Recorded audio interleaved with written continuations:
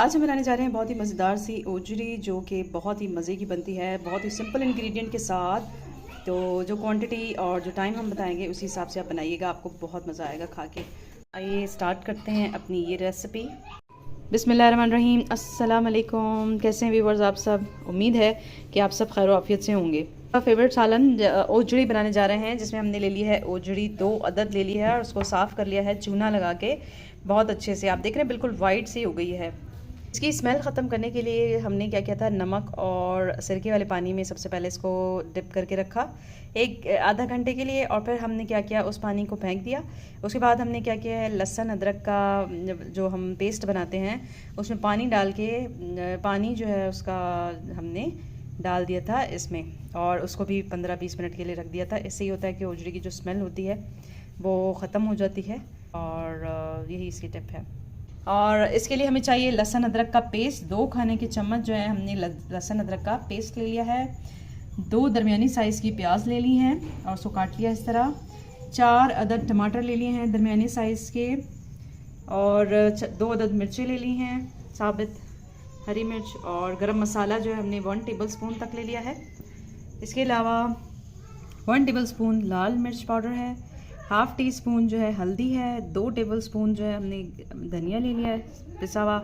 नमक जो है 1 टेबलस्पून लें, या फिर हस्बे ज़ायका जितना आप ले सकते हैं। तो आइए स्टार्ट करते हैं अपनी मज़ेदार से रेसिपी। अब हमने क्या किया है कि 2 सालन के चम्मच भर के हमने ऑयल डाल दिया है, कुकिंग ऑयल। अब हम इसमें डाल देंगे, कुकर लेके जो है हम सबसे पहले जो है ओजरी डाल देंगे। सबसे पहले हम ओजरी डाल देंगे, 2 अदद हमने ले ली थी।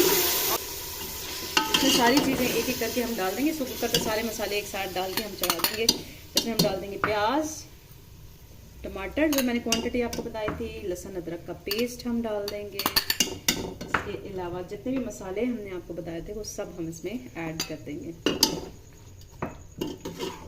और थोड़ा सा चम्मच चलाकर हम इसमें पानी ऐड कर देंगे। पानी डालकर हम इसको कुकर पे चढ़ा देंगे ताकि ये अच्छे से गल जाए। जब ये गल जाएंगी, मसाले वगैरह अच्छे से पक जाएंगे, तो फिर हम इसको भून लेंगे। ठीक है, बहुत ही आसान सी रेसिपी आज हम आपके साथ शेयर कर रहे हैं। लाल मिर्च जो साबित है वो 2 से 3 अदद डाल देंगे। तो हम इसमें जो है 2 गिलास पानी डाल देंगे और हम इसको चढ़ा देंगे कुकर पे। ठीक है, आधे घंटे के लिए हम इसको पकाएंगे ताकि ये अच्छे से गल जाए। आधा घंटा हमने इसको चलाया 2 गिलास पानी डालकर। देखिए बहुत अच्छे से ये गल गया है।